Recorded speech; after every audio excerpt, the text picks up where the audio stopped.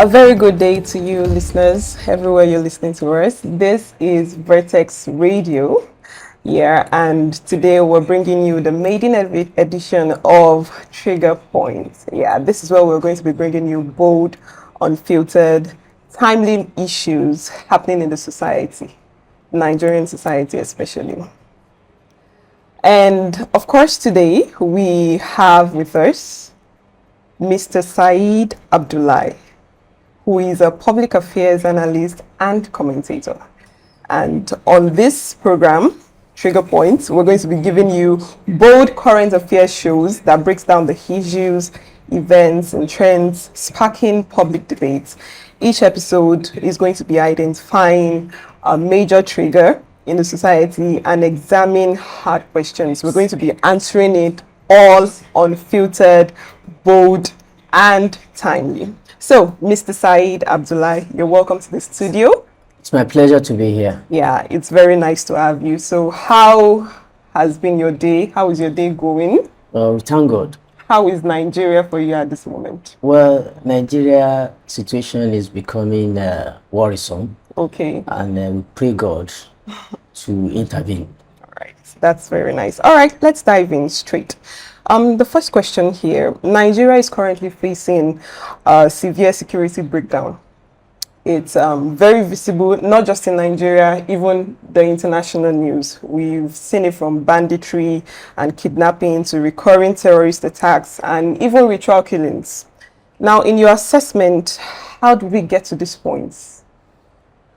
Well, this is a very strong question that if one begins to answer the question, we might not live here. But I'll try as much as possible to be brief about it. We got to this situation as a result of lack of political will of our leaders across level. You know, when they campaign on security, infrastructure, eradication of poverty, and what have you. Unfortunately, when they get to power, it becomes a very sad situation. So this present government, under the leadership of Bola Ahmed Tinubu, is not an exemption.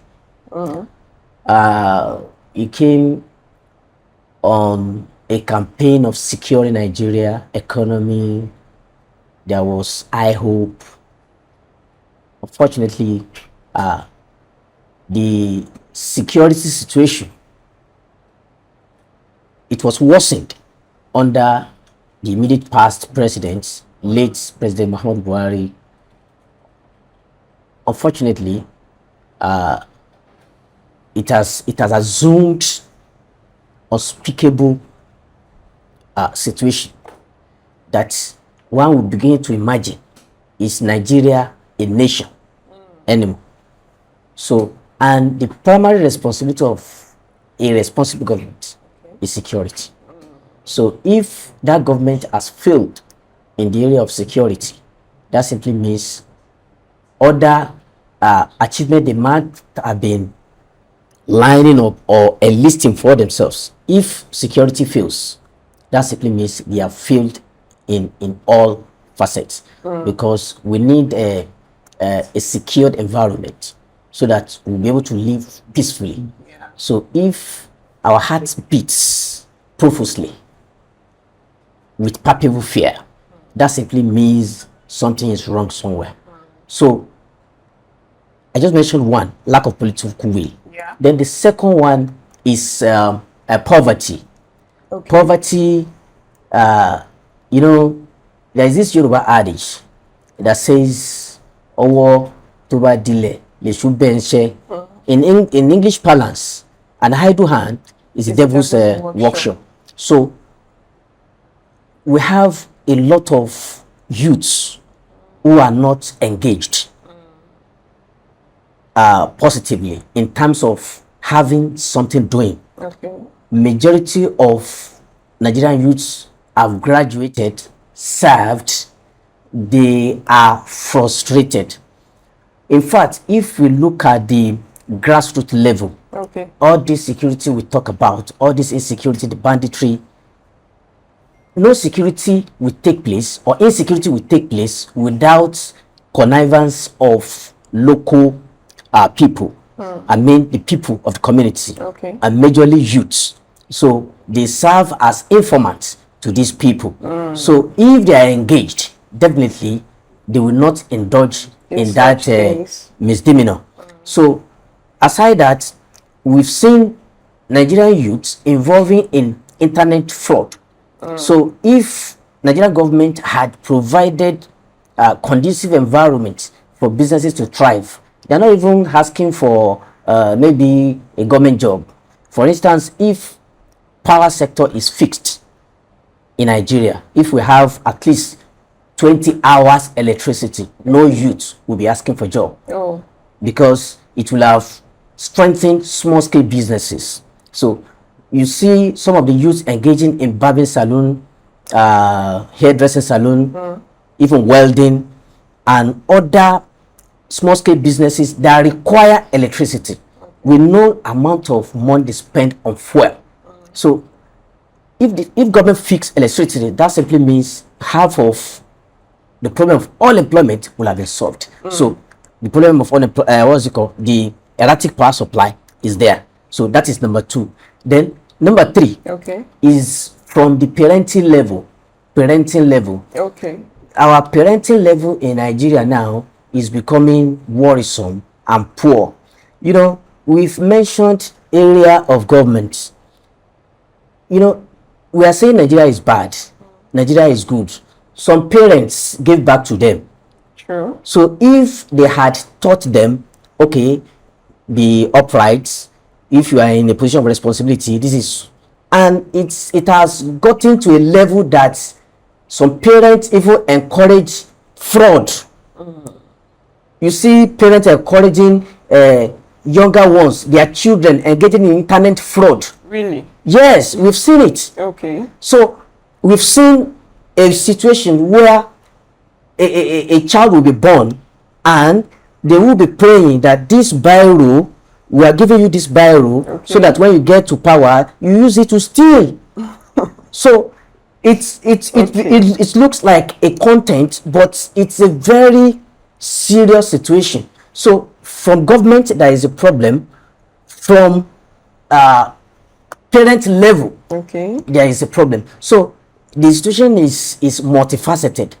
It is not all problem we can't we shoulder it on government. No, you know, when we talk about unemployment, for instance, because it accounts for like 70 to 80% of insecurity. All right. So some people, they'll give back to children they won't be able to take care of them. A vulcanizer, a taxi driver giving back to 15, 20 children. Wow. At the end of the day, blaming government that the situation, the economy. Okay, you don't know the economy before you start giving birth. And we've seen a situation where some people who are well-to-do, wealthy, extremely rich, when you see them giving birth, they can give back to a single child. That's so that true. Yeah, so that they'll be able to take care of. I know someone who retires at CBN. He gave back to only 4 children. Only 4. But we see people engrossed in poverty, giving back to children they won't be able to take care of. At the end of the day, they blame government for their self-inflicted problem. So the problem is insecurity in Nigeria is multifaceted. That's a very good point. Those are very good points. This is still Vertex Radio, and we're on the program Trigger Points. So we're talking about the insecurity in Nigeria, and our analyst here has made mention of several points. Now, with all these points you've put together, do you think there is a need for international intervention? Okay, some weeks back, Donald Trump said he was going to intervene in the situation. Now, looking at the points you highlighted, do you think the same government here in Nigeria can solve that without international intervention? Well, this is a very complicated situation. I don't think we require international intervention. Okay. Because there are some issues attached to it. One of it is that we cannot expose our internal security to an external country, Okay. like United States. So what we are going to advise, we have a very fine military system in Nigeria. Do you think we do? Yes, we With do. the level of insecurity? Yes, we do. We've not seen that playing out. Yes, we do. We have qualified military officers, police officers, the Navy. They are very good, well trained. But I mentioned a point. I said lack of political will. Okay. So if our leaders, they receive instruction, chain of instruction, president is the commander-in-chief of the armed forces. Okay. So it depends on the instruction they are That's getting, given to them. And it depends on the incentives given to them. It depends on the motivation. If they are well paid, very well taken care of, then Compensated. equipped, Okay. well equipped. So definitely we are going to solve our problem ourselves. Okay. Then regarding the issue of President Donald Trump, when he made that statement, we thought it was genuine, but later we saw that there is a kind of economic interest attached to the statement. Okay. Because the policies of these governments are very hard but laudable. We have President Tinubu is embarking on a very good policies, but it has not have direct positive impacts on the masses. You think so? Yes, it has not. Yes, one of the policy is the 15% tax on import fuel, particularly pure military spirits, petrol, and diesel. So this is an attempt to grow our local oil sector. Okay. We have a Dangote refinery. As I made to understand, is maybe it is the largest now supplying Nigeria, African country. Later it will move to global community. In the past we will extract our own crude oil, spend our own money to transport it to US, use our money to refine it, and use our money to transport it back to the country. That is what makes our currency to suffer, our exchange rates. Okay. So now we are having more production. We are having crude internally, refined internally. We are no longer taking it to US to refine.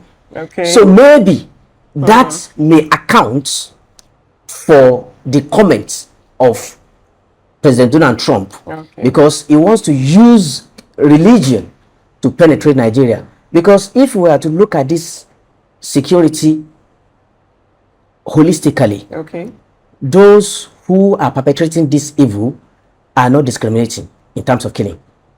They are killing Muslims, Christians. Every tribe have fair share of this incident. Okay. So no religion is discriminated, no tribe is discriminated. So what is happening in Nigeria is pure criminality being perpetrated by some people.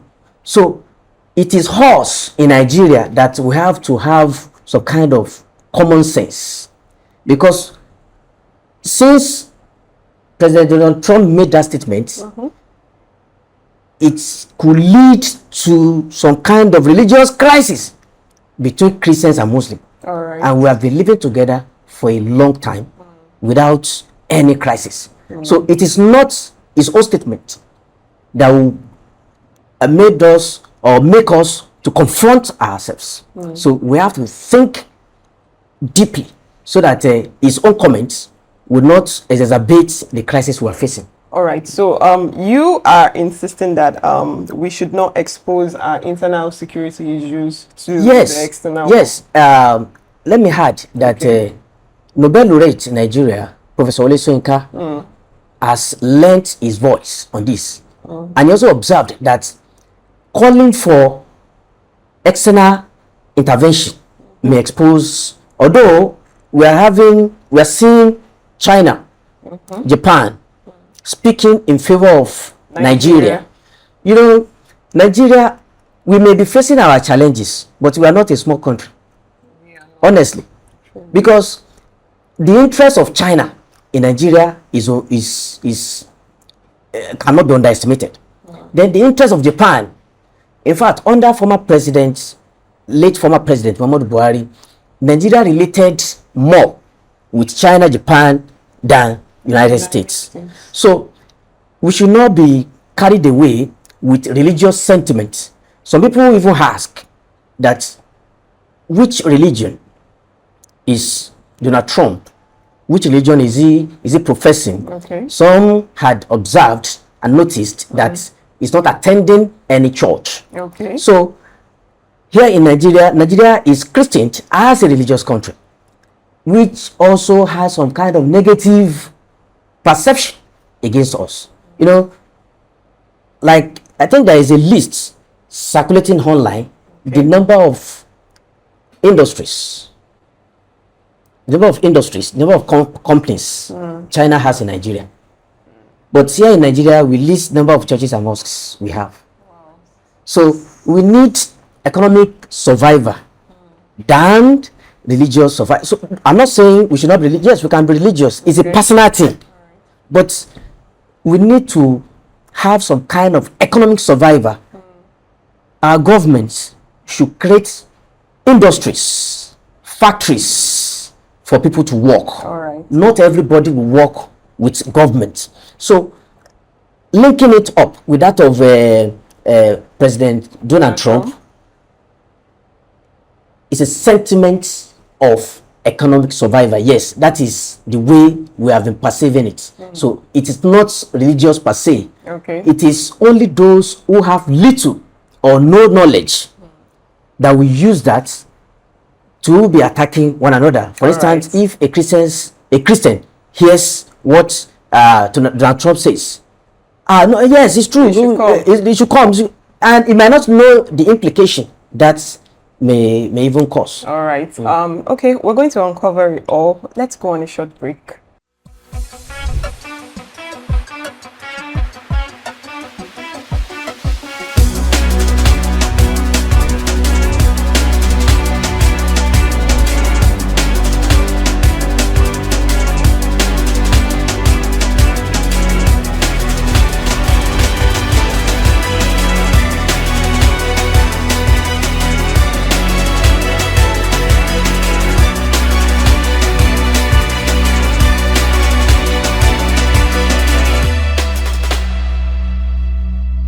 All right, you're welcome back from that short break. This is still Trigger Point on Vertex Radio, and we still have with us the Public Affairs Analyst and commentator, Mr. Saheed Abdullahi. So let's talk about the incident that happened recently in Kwara State at Eruku, the CAC church kidnapping.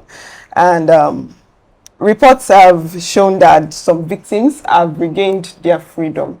And I personally, when I heard that yesterday, it was not a thrilling or exciting news for me. I mean, as a citizen, I think we're entitled to some explanation. How did they regain freedom? What happened? Was anyone apprehended? What can you say about that? Well, it looks somehow. Okay. For a discerning mind that thinks very well, because when I was coming on set, someone was asking me this similar question. Everybody deserves to know an answer. Okay, you cannot just tell us that they've regained freedom. No, let's know what was involved, or what were involved. So I think the state government has to provide information. Sure. Was ransom paid? Did they escape? Did they escape? Was negotiation took place? Fortunately, we didn't hear. But let's thank God for something. Okay. That we have them Back home. released, yes, back home. Sound. Okay. Healthy. Although some of them were killed. Yes, some of them were being treated. The governor went to them personally, asking them questions. Okay. The ordeals they faced. They went through. So their personal experience, they exchanged words with the governor. We should commend the governor. Okay. Yes, and the president for ensuring their prompt release. Prompt release? Yes, it is prompt. Why do you say so? You know, if you are familiar with the kidnap of Chibok girls in 2014, yeah, it took a lot of time. They've not been released, have they? Most of them have been released. Okay. Most, and some are still left. The one that will be ringing bell in our mind, in our head now, is that of Elia Sharibu. Yeah. She's still in captivity as we speak. That's so true. If we have this all 38, no number missed. Okay. So we should give them that credit. Okay. But we have some unanswered questions. A lot of unanswered questions. So as you have observed, was ransom paid? Was negotiation took place? Yeah. Did they escape? Did they escape? So they will need to explain that to us. Now, if some people made allegation like that of President Trump, yeah, genocide against Christians, we cannot say they are wrong, because this attack are against the Christians. And this happened in church. In church. Yeah. So even before then, you know, these terrorists, we cannot call them bandits. These terrorists, they attack mostly populated areas, marketplaces, motor parks, mosques, churches, but they didn't always target Christians. They target, you know, they have all these insurgents. Okay. The ASWAP, the Boko Haram, when they meet one another on the way, they fight. They don't discriminate religion. They kill Muslim, Christians. So now, immediately, President Trump made that statement. Okay. Christians now became a subject of attack. Ideally, Christians were not being targeted. So do you think Donald Trump's message was yes, same attacks that happened in Kwara happened in Niger Catholic Church. Yeah. So if someone or a group, a sect, professing a religion and attacking another religion, so how do you feel? How do you I don't even know the word to use. How do you want them to feel, people of other religion, if a particular religion is killing another religion? So definitely they will see it as. But do you think that's enough reason to attack? No. What I'm trying to say is these people are professing a particular religion. They didn't believe in some doctrine of a particular religion. Okay. Because they are professing Islam, but what they are doing is 100% against Islam. Okay, talking about professing Islam, I like the word professing. Yes. Are you saying they are not Muslims? I don't know. They are not, with these acts they are perpetrating. Okay. I will say they are not true Muslims. They are not true Muslims. Yes, because in Islam we have a verse in the Quran that says there is no compulsion in religion. Because you are professing a particular religion, you cannot force other people to believe or practice your own religion.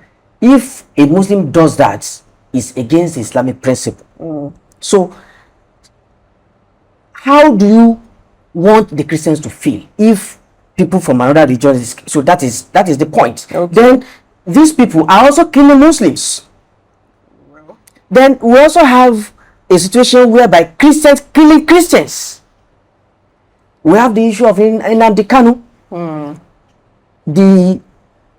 The number of people killed under his watch, according to statistics, as at this morning, according to former governor of Abia State, and senator representing Abia North, Senator Orji Uzor Kalu, let us realize that about 30,000 people have died under his watch.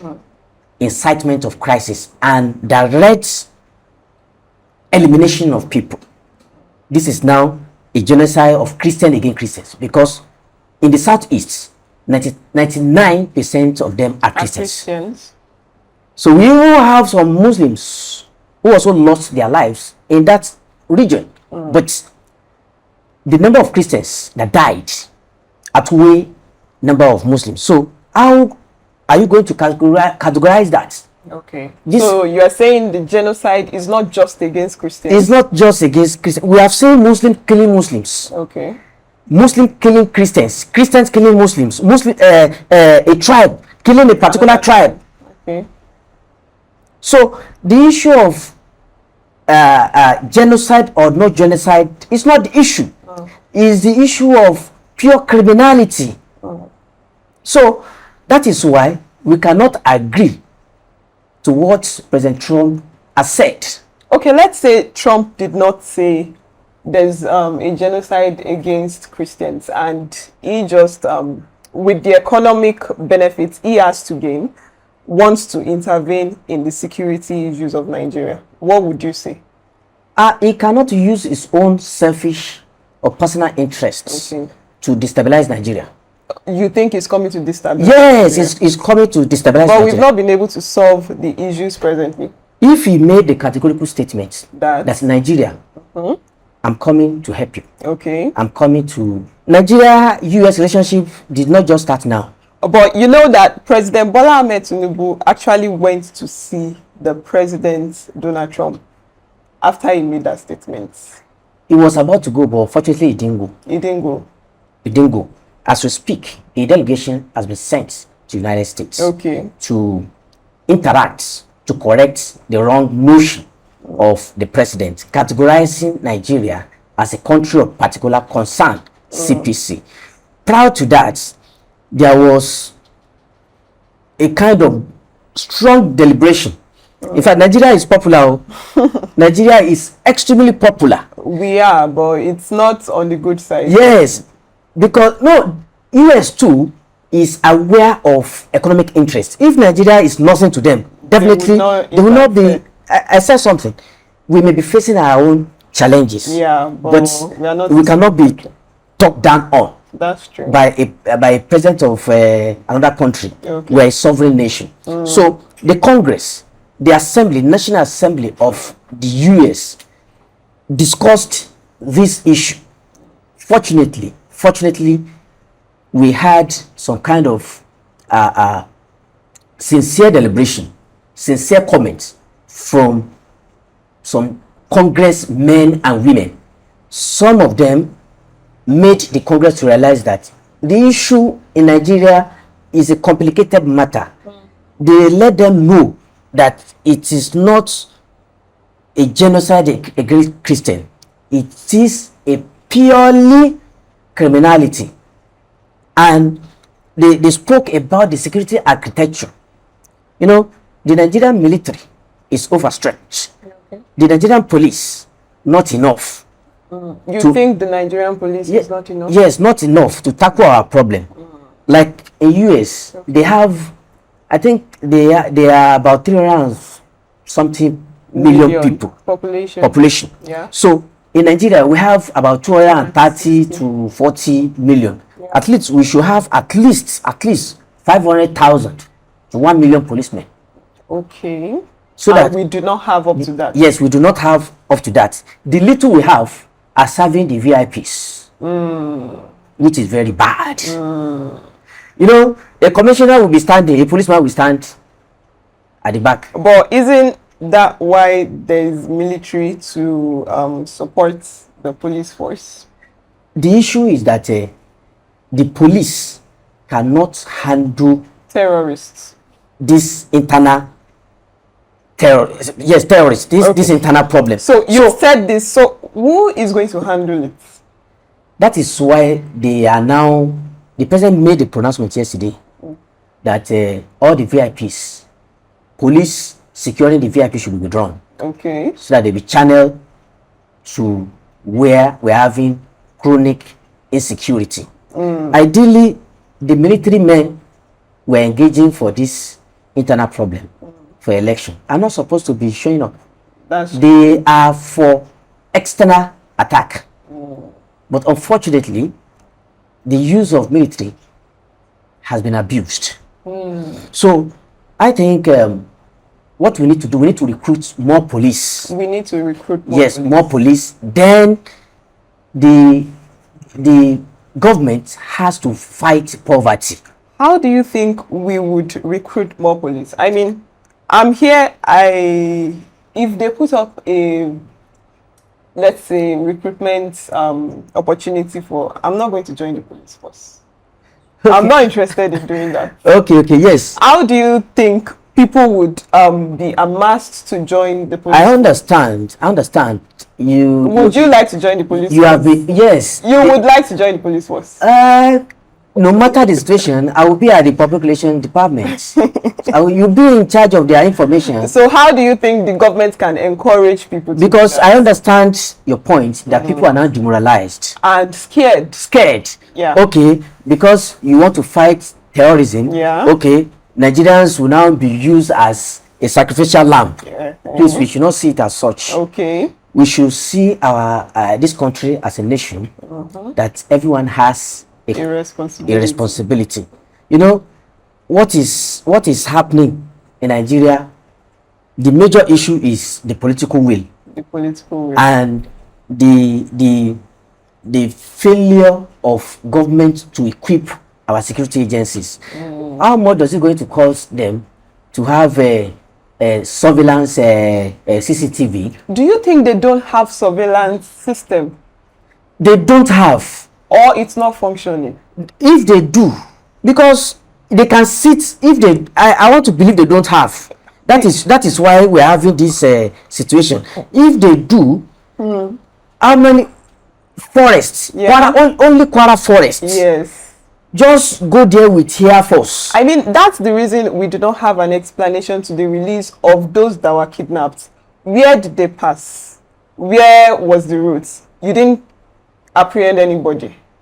That's the question crying for answer. Like that of Niger. We heard that about 50 abductees escaped. They escaped. It looked somehow. How could 50 abductees escape? When I listened to PPRO of Niger State yesterday, it let us realize that when the kidnapping was taking place in that school in Niger, I think it was taking place at a particular school. Then classes around those areas, when the students noticed, they ran to the bushes to seek refuge. So the police didn't know that these students were at large, hiding somewhere before they added the number they had.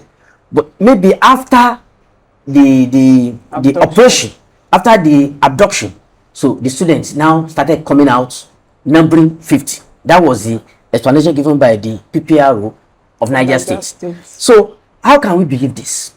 But the truth of the matter, and if we are going to be sincere, is that, you know, as parents, as a parent, what they want is to see their children. True. They will not want to know whether last one paid or negotiation took place. Or so the bottom line is they have been released. So there's need to strengthen our security architecture, because I don't know what is causing Nigeria to fix our security problem. Kwara forests. Okay, we cannot have I have a friend, even with a drone, fly drone. We can sit here and fly drone to Yoruku Okero local government and be seeing the What's forest happening? and what is happening there. So what is happening?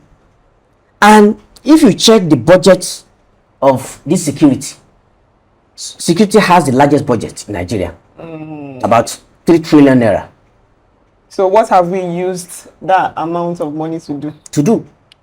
So that is why we are saying that maybe there is no political will. So if you were to advise the president now on what to do about the security issue in Nigeria, what would you tell him? It should be sincere with Nigerians. It should be sincere. Yes, because we are not saying sincerity, honestly. Because if you are saying you are the head of government in Nigeria and this is happening, the Nigerian governors do not have control of security. So I know the governor of Kwara State spoke with the president. That was why they let us know that the security agents were enforced to Eruku. That led to their release. Okay. Then the governor also spoke and said why these terrorists moved to Eruku area was that, you know, we've had insecurity challenges around a fellow local government, Babanla, Babasambo, Kyode area. You know, we're having relatively peace here now. So maybe they are not finding it easy in that axis. That was why they moved to another axis of Eruku. So these criminals are not finding it funny in Kogi. They moved to Kwara. They are not finding it funny as a result of the ambush operation from the Nigerian Army and other security agencies. That was why they moved in to Kwara. Whatever the situation may be, there should be some kind of interstate collaboration. Niger, Kwara, Kogi, Oyo, Osho states, Ekiti states. Those are the states sharing boundary with Kwara. So there should be some kind of synergy between them. So if the security agent in Kogi are fighting them, that of Kwara too should be engaging them. That of they will be captured. All right. Then there should be some kind of synergy between the countries. Nigeria is sharing boundary with Benin Republic, Niger, Ghana, and other countries. In what way can these countries collaborate? Because we are made to understand that our borders are very porous, particularly Nigerian borders. People can just come in and know, and we have immigration officers, we have custom officers. So the situation looks funny. Oh wow! So we just need sincerity from the president, and the government, and the governors from their own level too. All right. Because they need, not only that, they need to fight poverty. They need to fight poverty. Yes, they need to fight poverty. All right, I think we're going to talk about that some other episode on the Trigger Points. Thank you so much, Mr. Saheed Abdullahi, for being with us today on Trigger Points. And of course, we're going to be bringing you another episode of the Trigger Points here on Backtest Radio. And we hope to analyze more bold current affairs issues and break down issues that are sparking public debates. And until then, my name is Ayomide Evidence, and bye.